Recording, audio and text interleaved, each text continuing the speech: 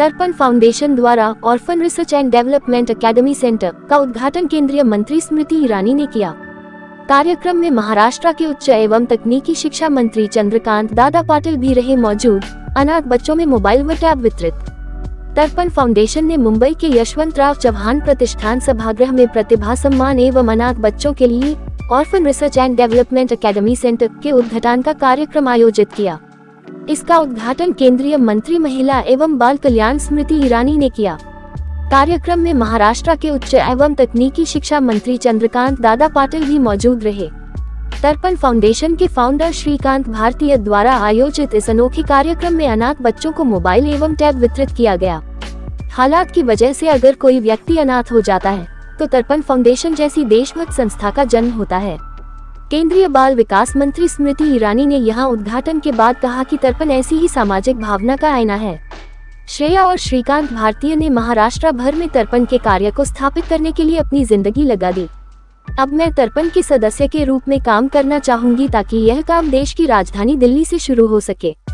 भारत सरकार के मंत्री के रूप में केंद्रीय बाल विकास मंत्रालय के साथ एक समझौता ज्ञापन पर हस्ताक्षर करूंगी। तर्पण फाउंडेशन एवं श्रेया और श्रीकांत भारतीय के संयुक्त प्रयास से देश भर में अनाथ बच्चों पर शोध और विकास का कार्य स्मृति ईरानी करेगी। स्मृति ईरानी ने ये भी कहा कि अनाथ बच्चों को देश के प्रथम नागरिक के रूप में मान्यता मिले। उच्च एवं तकनीकी शिक्षा मंत्री चंद्रकांत दादा पाटिल ने कहा कि यह संस्था समाज के लिए उच्च सोच के साथ बेहतर तरीके से काम कर रही है। प्रतिभा सन्मान हा जो ज्यांनी चांगलं यश प्राप्त केलंय त्यांचा सत्कार करण्याचा, त्यांना प्रोत्साहित करण्याचा कार्यक्रम या ठिकाणी होतोय। बरोबरीने अनाथ संशोधन व विकास अकादमी केंद्राचं उद्घाटन या ठिकाणी होत आहे। त्या कार्यक्रमाला कोणाही सामान्य माणसाला स्मृति जी मैं आपकी स्तुति कर रहा हूं की कोणाही सामान्य माणसाला आश्चर्य वाटेल की नाती काय असतात। तर श्रीकांत भारतीयच्या कार्यक्रमाला जायचं आहे तर जायचं आहे छत्तीसगडमध्ये दंतेवाड्याला। आता छत्तीसगडहून दंतेवाड्याला जाताना व्हाया मुंबई कसं जाता येतं मला माहित नाही, परंतु त्या श्रीकांतच्या बेंबोटी व्हाया मुंबई चाललेल्या आहेत आणि 1 वाजता त्यांनी विमान उडवलं नाही तर तिथल्या एका मोठ्या कार्यक्रमामध्ये अडचण येणार आहे। त्यामुळे केवळ 10 मिनिटात त्यांना त्यांचं मनोगत मांडून इथून निघायचं आहे आणि 1 वाजता त्यांना त्यांचं विमान उडवायचं आहे। आश्चर्य म्हणजे आमच्यासारखे राज्याचे मंत्री 4-4 गाड्या मागे पुढे घेऊन फिरतात, त्यांच्या पुढे एकही गाडी नसल्यामुळे त्या ट्रॅफिकमध्ये अडकल्या। तर मी त्यांना या निमित्ताने विनंती करणार आहे की आवडो न आवडो एक गाडी पुढे लागते की ज्यामुळे ट्रॅफिक क्लिअर होतं। तर अशा ऑल द वे आलेल्या स्मृती दिदी व्यासपीठावर उपस्थित ही सगळी कल्पना तुम्ही मांडली।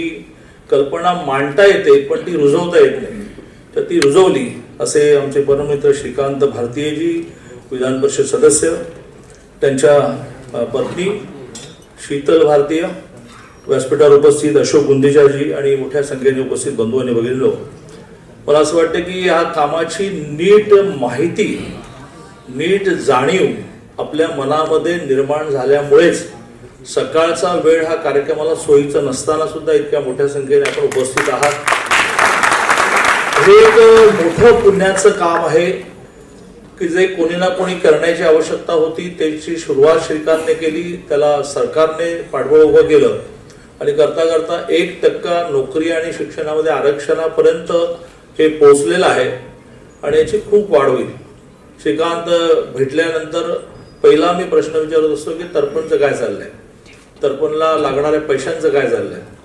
तर मला खूप आनंद होतो की माझाही व्यक्तिगत जीवनातला अनुभव असा आहे की या समाजामध्ये चांगल्या कामाला पैशाची अडचणच नाही।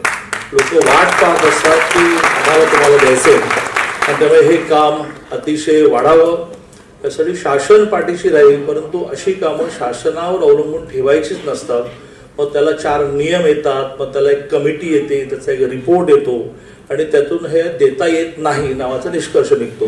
त्यामुळे सामाजिक संस्था, सामाजिक माणसं यांच्यातूनच हे सगळं काम होऊ शकेल।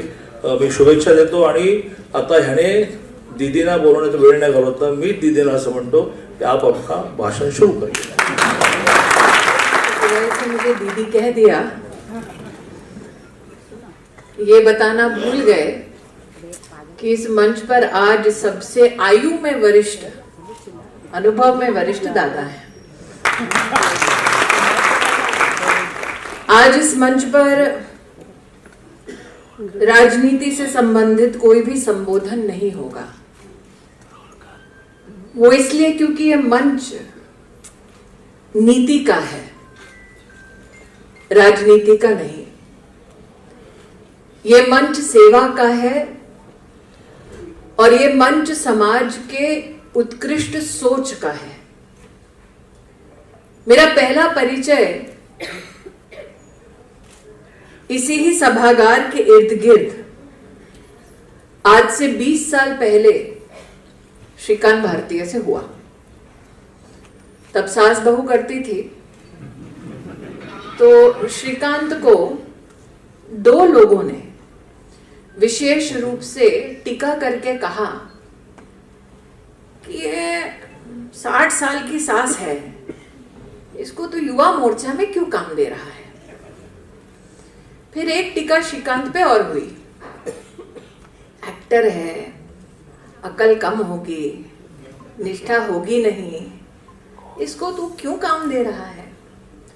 और देवी और सज्जनों, जिसने वो टीका की, आज वो इस सभागार की पहली पंक्ति में यही सामने बैठा हुआ है। बोलू का संजय? त्याचं नाव आहे संजय केनेकर, हे आमचे वरिष्ठ नेता है। श्रीकांत ने आज से 20 साल पहले, क्या उम्र है मैं बोलूंगी नहीं, श्रीकांत ने उस वक्त कहा कि संजय, मौका सबको देना चाहिए, फिर देखते हैं मौका पाने के बाद समाज को सशक्त करने के लिए ताई से कितना हो पाएगा, और जितना हो पाएगा अगर उस अध्ययन में हमसे कोई योगदान हो पाए, चाहे वो संस्कृति के विषय में हो, चाहे वो कला के विषय में हो, चाहे वो राजनीति के विषय में हो, अगर ताई अध्ययनशील रहेगी तो हम मदद करेंगे। 20 साल पहले उम्र मेरी तब 27 की थी। एक व्यक्ति का जो मुझसे कभी नहीं मिला, उसका ये विश्वास रखना कि समाज कल्याण के संकल्प के साथ अगर कोई व्यक्ति आगे आता है तो उसे कम से कम एक मौका देना चाहिए। ये संयम रखना कि भले ही हम किसी को जानते ना हो, लेकिन ये विश्वास उत्कृष्ट है अपने आप में कि आप अपनी कंफर्ट जोन से बाहर निकल कर आए और आप कोई योगदान देना चाहते हैं। इस भावना को समझना अपने आप में एक पॉलिटिकली मैच्योर इंसान नहीं, बल्कि एक सोशली रिलायबल इंसान का प्रथम परिचय है जो श्रीकांत ने दिया।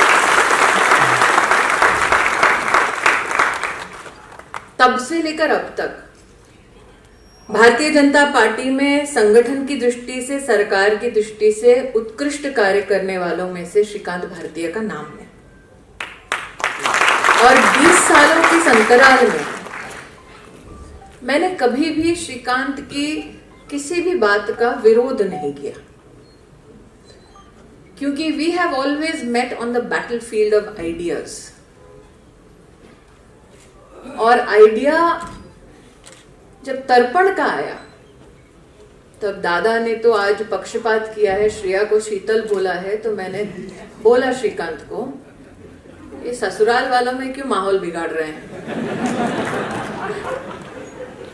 लेकिन on the battlefield of ideas, Shreya और श्रीकांत का ये सोचना कि क्या हमने सामाजिक जीवन में इसलिए प्रवेश किया था कि सिर्फ राजनीतिक ऊंचाइयों को छुएंगे, या इसीलिए आज से 20 साल पहले, 25 साल पहले हमने ये संकल्प किया कि हमें सामाजिक कार्यों से जुड़ना है, ताकि जब हम ना रहें तब कोई तो ऐसा हो जो कहे कि आज मैं जहां हूं वहां पहुंचने के लिए कोई तो था जिसने मेरा साथ दिया, जिसने मेरा हाथ दिया। आज तक श्रीकांत का विरोध नहीं किया, आज करती हूं। इस मंच पर मैंने अनाथ शब्द सुना। जिस धरती को हम जननी कहते हैं, जब तक उस धरती को जननी कहते हैं तब तक उस पुण्य धरती पर विद्यमान कोई भी व्यक्ति अनाथ नहीं हो सकता। जब तक ये मां है श्रीकांत, तब तक माता पिता होने के बावजूद हम धन्य हैं, और जिनके परिवार में ये चुनौती है वो भी किसी रूप में अनाथ नहीं है। और इसका सबसे बड़ा प्रतीक ये है जो आज दादा पाटिल ने कहा कि जब उन्होंने चिंता की कि श्रीकांत तर्पण को आगे ले जाने के लिए क्या व्यवस्थाओं की कोई चुनौती है, तो श्रीकांत ने पलटकर बोला नहीं। जब उत्कृष्ट काम करना हो, जब समाज कल्याण के संकल्प के साथ किसी की मदद करनी हो, तो भारत का ये स्वभाव है, भारत का ये संस्कार है कि कोई भी अकेला नहीं छोड़ा जाता। सब साथ मिलकर एक व्यक्ति, एक समुदाय की सेवा के लिए अपने आप को उपस्थित करते हैं।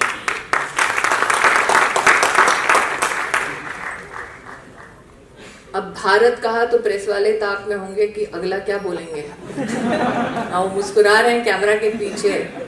तो अगर आपको कैमरा तानना है किसी पे, तो ना मुझ पे तानिए, ना श्रीकांत पे, ना दादा पे। वो जो कोने में अशोक जी बैठे हैं ना, उनको देखिए। सनातन धर्म का मंदिरों के साथ क्या परिचय है, क्या संस्कार है, क्या भावना है। आज इस मंच पर अगर किसी के पास ये जिम्मेदारी है तो वो अशोक जी के पास। तो मेरे लिए तो आज सौभाग्य की बात है कि भले ही मुझे यहाँ 10 मिनट के लिए दिल्ली से आना है और यहाँ से दंतेवाड़ा जाना है, लेकिन ये मंच किसी पुण्य मंच से कम नहीं है। इस पर धर्म है, इस पर आस्था है, इस पर मानवता है, और समाज का श्रेष्ठ परिचय इस मंच के माध्यम से हम सबके सामने प्रस्तुत होता है। मंत्री के नाते आज मैं तर्पण फाउंडेशन के संदर्भ में विशेष रूप से जो आप रिसर्च सेंटर का आज दादा के शुभ हस्तों के माध्यम से उद्घाटन कर पाए हैं, मैं घोषणा करना चाहती हूं कि भारत सरकार की महिला और बाल विकास मंत्रालय के अंतर्गत एक विशेष MOU आपकी रिसर्च सेंटर के साथ होगा, ताकि राष्ट्र भर में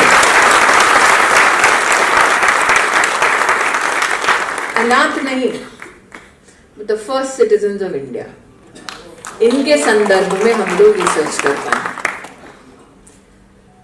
अब चूंकि दादा जानते हैं कि हमारे संगठन का परिचय जब होता है तो हम कहते हैं कि संगठन नहीं, पार्टी नहीं, परिवार है। तो परिवार के 2 लोग यहाँ बैठे हैं। एक कहने का नमस्कार करा सगळ्यांना।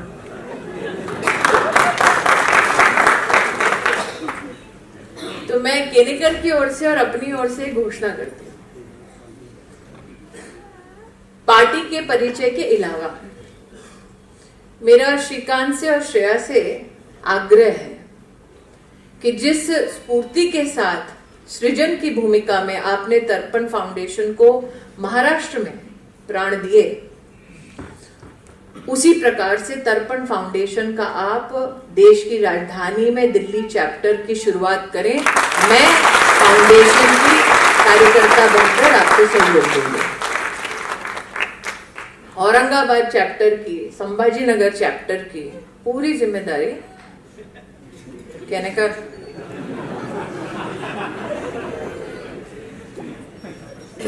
20 साल बाद जिनको मुझ पर थोड़ा बहुत सा डाउट था,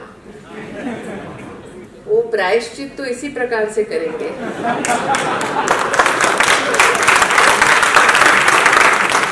अगली बार विशेषता बड़े शहर में कोई अकेली महिला अगर अपने राष्ट्र के उत्थान के लिए योगदान देना चाहे, तो उस पर विश्वास करने वाला, उसको प्रोत्साहित करने वाला एक युगल जोड़ा उसे निश्चित रूप से मिलेगा।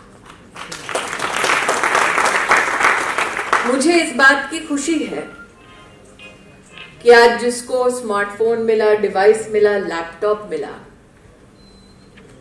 ना उस लड़की की आंखों में मायूसी थी, ना उस लड़के के चेहरे पे शिकन थी। इस मंच से ऐसे लोगों के बारे में भाषण देना बहुत आसान है, इनकी मदद करना थोड़ा सा मुश्किल, लेकिन इनका जीवन जीना अपने आप में एक चुनौती है।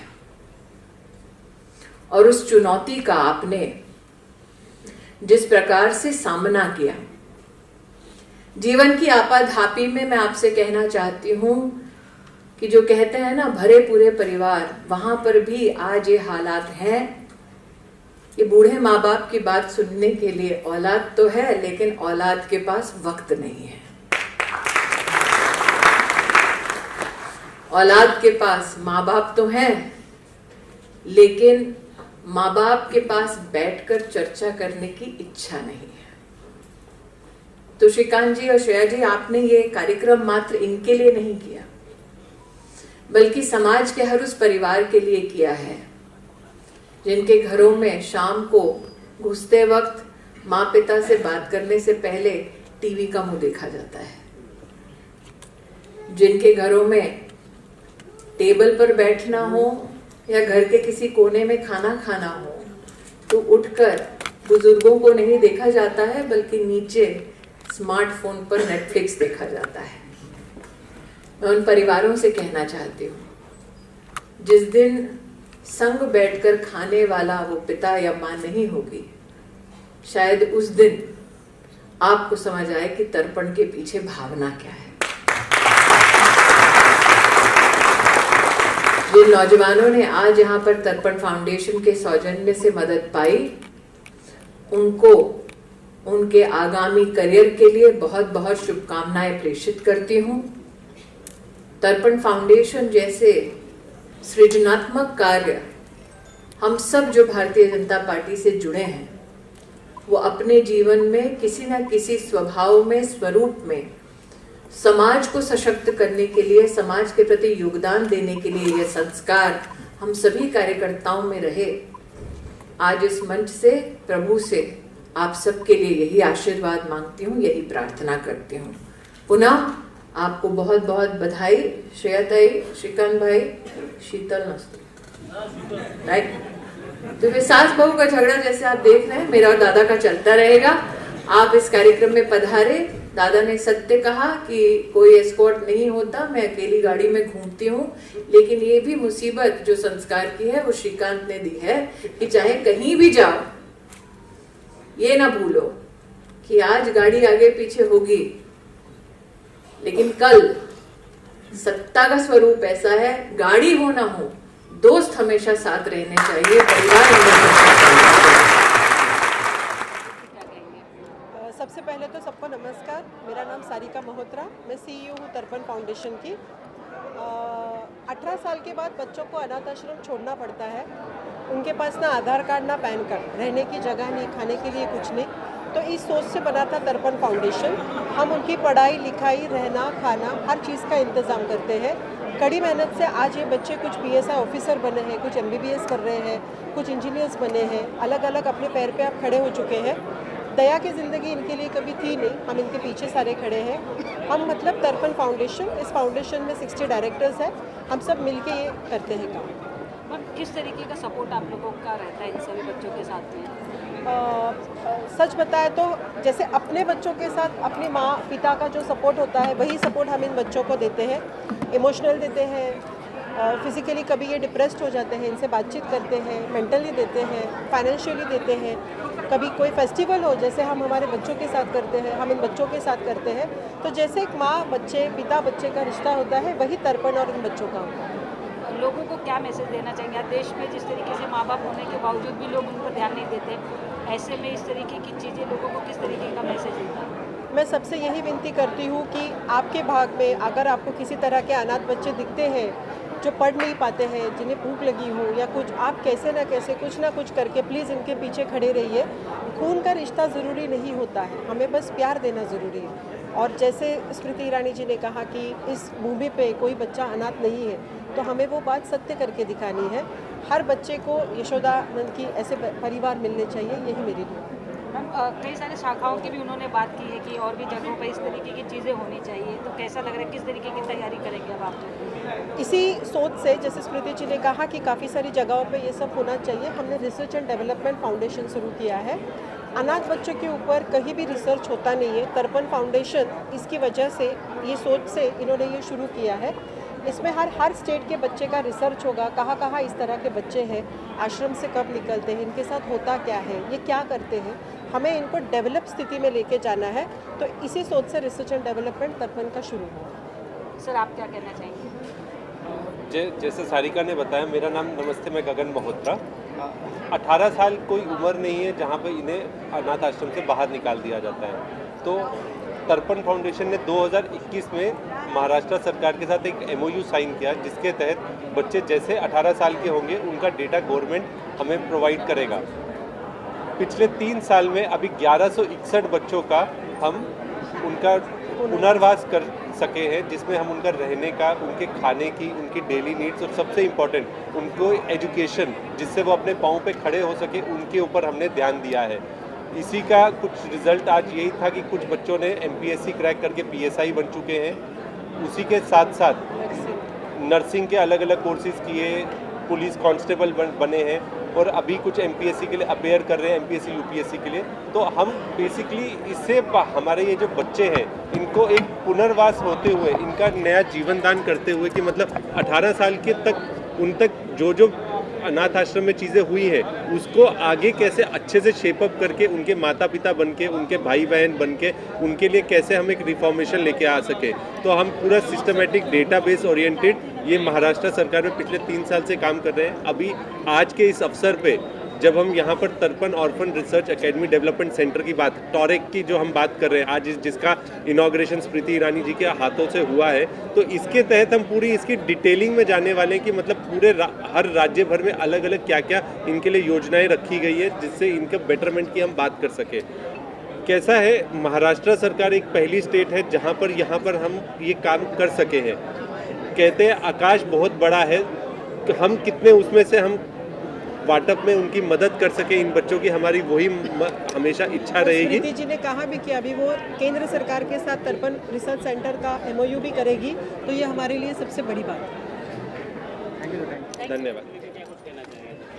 तर्पण फाउंडेशन ये 18 साल के ऊपर जब बच्चा बालगृह से बाहर निकलता है उसको आत्मनिर्भर बनाने के लिए काम करने वाली एक NGO ऑर्गेनाइजेशन है। हम गत 5 साल से इस क्षेत्र में काम कर रहे हैं। 5 साल के सफ़र में हमने 1166 बच्चों को अडॉप्ट किया है। आज का जो कार्यक्रम था उसका नाम था प्रतिभा सम्मान। हमारे कुछ बच्चे जिन्होंने कुछ मुकाम पाया है, हम सभी को मालूम है कि देवेंद्र जी जब फडणवीस जी हमारे माननीय मुख्यमंत्री थे, उस वक्त उन्होंने बालगृह से निकले हुए ऑर्फन बच्चों के लिए 1% रिजर्वेशन का डिसीजन किया था, और उस निर्णय की वजह से तर्पण फाउंडेशन को इस क्षेत्र में काम करने के लिए एक अच्छी पहल मिली, और उसके तहत आज हमारे 5 बच्चे PSI बन चुके हैं, हमारे 2 बच्चे सेल टैक्स इंस्पेक्टर बन चुके हैं, हमारा 1 बच्चा RFO बन चुका है, हमारे कई बच्चियाँ जिन्होंने नर्सिंग में काम कर रहे हैं, हमारी एक बेटी अभी लंदन में पढ़ रही है, हमारा एक बेटा अभी MBBS पढ़ रहा है। ऐसे सारे बच्चों को हम फेलिसिटेट किए आज, जिसका नाम था प्रतिभा सम्मान। और 5 साल के सफ़र में हमें समझ में आया कि समाज का ये जो सब्जेक्ट है ऑर्फन आफ्टर 18, जिसको आफ्टर केयर कहते हैं, इस विषय को लेकर कोई रिसर्च नहीं है, कोई PhD नहीं है, और इसलिए तर्पण फाउंडेशन ने आज तर्पण orphan research and development academy centre का इनॉग्रेशन किया है, और जिसके तहत ये देश का पहला सेंटर होगा कि जिसके अंदर ऑर्फन इस विषय को लेकर, एडॉप्शन हो, फोस्टर केयरिंग हो, ऑर्फन आफ्टर 18 हो, इस विषय को लेकर हम अभी सारे लोगों को मिलकर रिसर्च करने जा रहे हैं। माझं नाव आकाश सुदे, माझी निवड मुंबई पोलीसमध्ये झालेली। मी गेल्या 3 वर्षापासून तर्पण या फाउंडेशन कनेक्ट आहे। आणि माझ्यासारखे असे खूप मुलं आहेत की जे म्हणजे आर्थिकदृष्ट्या मागास, प्रत्येकाची वेगवेगळ्या अडचणीत. या फाउंडेशनमुळे आम्हाला जी आर्थिक मदत पण झाली आणि मी पोलीस भरती तयारी करत असताना मला डायटिंगसाठी असेल किंवा कोणत्या क्लाससाठी पण मदत झाली. आणि आज मला जे सत्कार झाला म्हणजे इथे एवढं आनंद झाला की म्हणजे शब्दाच्या पुढे सांगू शकत नाही. बाबाबद्दल बोलावं तर कमीच आहे. म्हणजे थँक्यू. आतापर्यंत बाबा म्हणजे मी आज नवीन नवीन आल्या सर म्हणत होतो, सर बोलत होतो. नंतर बाबा बोलले आपला एक परिवार आहे की आपला परिवार आहे की इथं आपण प्रत्येकाला ताई दादा बोलूनच बोलायचं. आणि खरंच की आपला इथं आले की असं वाटतं की आपलं कोणतरी जिव्हाळ्याचं सवय सगळं परिवारच आहे आपला. तर आज मी इथं आलो तर मला खूप आनंद वाटला आणि हा मला जेव्हा आज माझा सन्मान झाला त्याबद्दल मी म्हणजे ही क्षण मी आयुष्यभर विसरू शकत नाही की एका म्हणजे आफ्टर केअर होममधून म्हणजे आता म्हणजे 15-16 वर्षाचा जो प्रवास होता माझ्या हॉस्टेलमधला, ते प्रवास करत इथवर येणं खूप अडचणी आल्या. इथवर येणं का सोपं नव्हतं. कधी कॉलेजचं कधी कोणते प्रत्येक ठिकाणी कसं असतं. आता मी लहानपणापासून संस्थेमध्ये राहिलेलो आहे. प्रत्येक मुलाच्या अडचणी माहीत आहेत. कोणी असे मुलं आहेत की काही संस्थेमध्ये मतिमंद आहेत की त्यांना काही समजत नाही. आता आम्हाला काय आमचं शिक्षण झालं आहे ते काही 5वीपर्यंत शिक्षण झालं आहे त्याचं पुनर्वसन करणं अवघड आहे. आम्ही एवढंच सांगेल की आमच्या सर्व म्हणजे आमच्या मुलांना की कोणती गोष्ट तुम्ही प्रामाणिक करा, त्याच्यामध्ये तुम्ही 100% योगदान द्या तुमचं. आणि कोणती गोष्टीला आपण आपलं 100% योगदान दिलं ना, वरचा देव पण बोलतो की नाही इसमें कुछ तो बात है, कुछ तो अलग करेगा. इसलिए त्याच्यानं म्हणतो मी आपलं कोणते काम करा, प्रामाणिक करा. आणि मला तुम्ही सर्वांनी बोलण्याची संधी दिली त्यामुळे मी तुमच्या सर्वांचे आभारी आहे. तुम्ही काय म्हणणार? म्हणजे या तर्पण फाउंडेशनबद्दल मी जेवढं सांगेल तेवढं कमीच आहे. कारण मला पहिल्यांदा लॉकडाऊनमध्ये तर्पण फाउंडेशनने कॉल केला तर म्हणलं तुम्हाला काय आर्थिक सहायता किंवा काय राशन बिसन, तेव्हा आम्ही रूम करून राहत होतं. कारण 18 वर्षानंतर मी रूम करून राहायला लागलो, स्वतः कमवावं लागलं, शिकायला लागलो. मग त्यानंतर शिक्षण करता इथपर्यंत तर्पण फाउंडेशनमध्ये आलो. कारण मला तर्पण फाउंडेशनने आर्थिक मदत केलं, राशनपासून ते त्यानंतर शिक्षणासाठी मी डाएट म्हणजे स्वतः कॉन्स्टेबल आता पोलीस भरती ते त्यांच्यामुळंच झालेलं आहे. कारण का मला डाएटसाठी किंवा मैदानासाठी इतर शिक्षणासाठी जे पुस्तकसाठी जे आपल्याला लागतं शिक्षणासाठी ती पण त्यांनी खर्च केलेला आहे. कारण मी जीवनामध्ये लय स्ट्रगल केलेलं. म्हणजे जेव्हा लहानपणापासून आठवत नाही तेव्हापासून मी हॉस्टेलला आहे. कारण मला कुणी पालक नाही काय नाही, मी पूर्णपणे अनाथ आहे. मला कुणा नातेवाईक माहीत नाही आत्तापर्यंत आलं नाही कुणी भेटायला. त्यामुळं जे परिवार आहे ते माझं तर्पणच आहे. त्यांच्यासाठी मी जे एवढं बोलते तेवढं कमीच आहे. एक्चुअली सबको सबसे पहले नमस्कार. मेरा नाम पूजा नेमाड़े है. मैं प्रॉपर अकोला से हूँ. वहाँ पे आनंद आश्रम करके एक आश्रम है. मैं बचपन से वहीं पे पली हूँ और मेरा पूरा बचपन वहाँ गया है. अभी फ़िलहाल मेरा MSc कंप्लीट हो चुका है कम्युनिकेशन एक्सटेंशन में. अभी मेरा फिर से MSc चालू है न्यूट्रिशन एंड डायटेटिक्स में.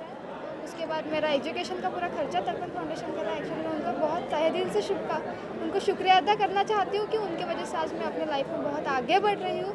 इसलिए थैंक यू सो मच तर्पण फाउंडेशन. आप क्या बोलना चाहिए? नमस्कार, मैं अजय सूर्यवंशी. मैं अनाथ आश्रम से बाहर आया हूँ. फिल्म प्रोड्यूसर हूँ मैं और तर्पण से जुड़ा हूँ मैं. और श्रीकांत भारती जो बाबा हैं हमारे, उन्होंने हम बच्चों के लिए 1% आरक्षण और बहुत से काम वो करते हैं और उनके साथ ही मैं जुड़ा हूँ और उनके साथ ही आगे फ्यूचर में काम करता रहूँगा.